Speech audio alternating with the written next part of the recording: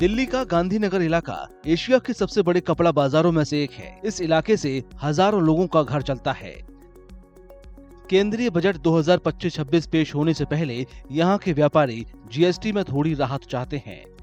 कपड़ा व्यापारी कच्चे माल और तैयार कपड़ों को एक ही टैक्स स्लैब में रखने की अपील कर रहे हैं।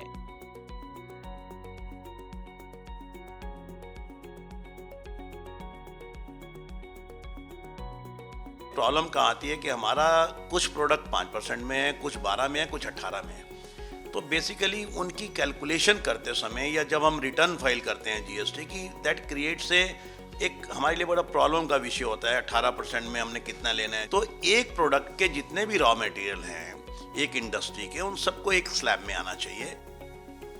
कपड़ा कारोबारियों की मांग है कि बजट से पहले उनकी आवाज भी सरकार को सुननी चाहिए।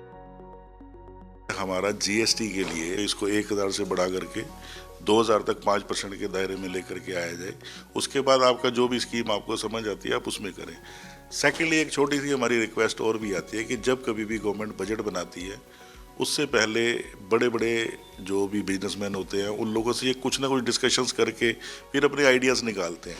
तो जो हम लोग ग्राउंड लेवल के ऊपर काम करने वाले लोग हैं, कम से कम हमारा भी कोई एक रिप्रेजेंटेटिव उन लोगों में बैठे, जो बैठ करके जो ओरिजिनल हमारी जो प्रॉब्लम्स हैं, जो हमारी रिक्वायरमेंट्स है, कम से कम उसके बारे में डिस्कशंस तो करे। गांधीनगर का जो मार्केट है, ये जो व्यापार जो प्रारंभ किया है, एक कहना चाहिए पटरी से व्यापार आया था यहाँ, और पटरी से जो व्यापार आया था लघु उद्योग के रूप में आया था। आज वर्तमान में ये बहुत बड़ा एक इंडस्ट्री हब बन गया है।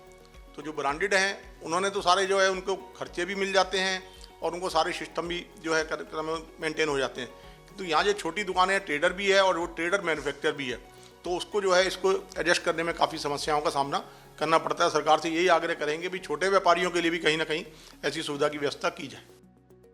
गांधीनगर के व्यापारियों को उम्मीद है कि उनकी मांगें पूरी तरह से जायज हैं और अगर उन पर ध्यान नहीं दिया गया तो इससे कपड़ा कारोबार को काफी नुकसान होगा। केंद्रीय वित्त मंत्री निर्मला सीतारमण 1 फरवरी को संसद में बजट पेश करेंगी।